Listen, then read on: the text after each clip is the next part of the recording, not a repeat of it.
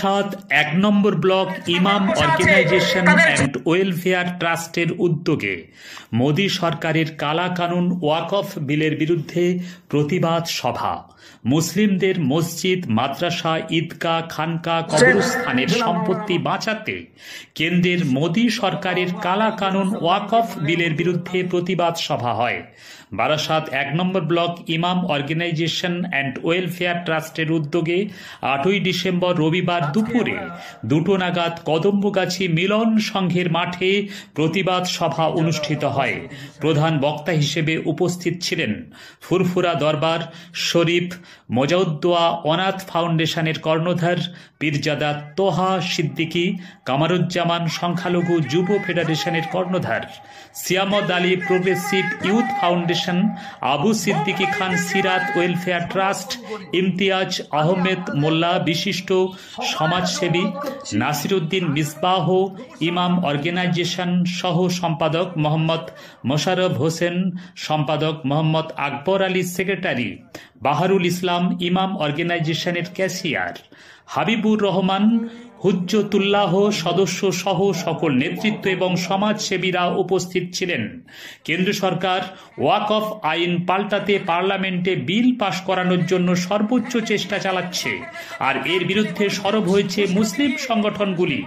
অভিযোগ, নতুন আইন করে মুসলিমদের দান করা সম্পত্তি দখল করতে চাইছে বিজেপি সরকার। ওয়াকফ সংরক্ষণ পরিচালনার জন্য ওয়াকফ বোর্ডের হাত থেকে ক্ষমতা কেড়ে নিয়ে জেলা শাসকের হাতে ক্ষমতা তুলে দেওয়া, আর ওয়াকফ সম্পত্তি ধর্মীয় কাজে ব্যবহৃত হয়ে আসছে সেগুলোর উপর কেন্দ্রীয় সরকার কায়েম করতে চাইছে। বিজেপি বিরোধী সব রাজনৈতিক দলের সঙ্গে একাধিক আলাপ আলোচনা চালাচ্ছে মুসলিম সংগঠনগুলি। গ্রামে গ্রামে, ব্লকে ব্লকে, জেলা জুড়ে সাধারণ মানুষকে সচেতন করা হচ্ছে এবং কেন্দ্রীয় সরকারের এই কালা কানুনের বিরুদ্ধে রুখে দাঁড়াতে হবে এই আহ্বান করা হয়। কেন্দ্র সরকারকে হুঁশিয়ার দেওয়া হয়, যদি আমাদের দাবি না মানা হয় আগামীতে বৃহত্তর আন্দোলনে নামতে বাধ্য হব। মুসলিমদের ওয়াকফ সম্পত্তি বাঁচাতে আমরা জান দিতেও প্রস্তুত আছি। আজকে এখানে ওয়াকফ বোর্ড নিয়ে আমাদের অনুষ্ঠান হলো। আগামী 19শে ডিসেম্বর কলকাতার সমাবেশের ডাক দেওয়া হয়েছে। ইনশাআল্লাহ হাজার হাজার মানুষ সেই দিন উপস্থিত হবে।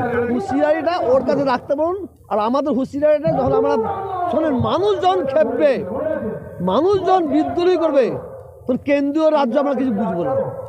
কেন্দ্র সরকার যে ওয়াকফ সংশোধনী বিল আনতে চাইছে, আমরা মনে করছি যে এই বিলটা আমাদের মুসলমানদের জন্য বিশাল একটা ক্ষতি হতে পারে। অবশ্যই হবে, সেই জন্য এই ক্ষতি থেকে আমরা যাতে বাঁচতে পারি, বা এই বিল আমরা কোনো রকমভাবে পাশ করতে দেব না।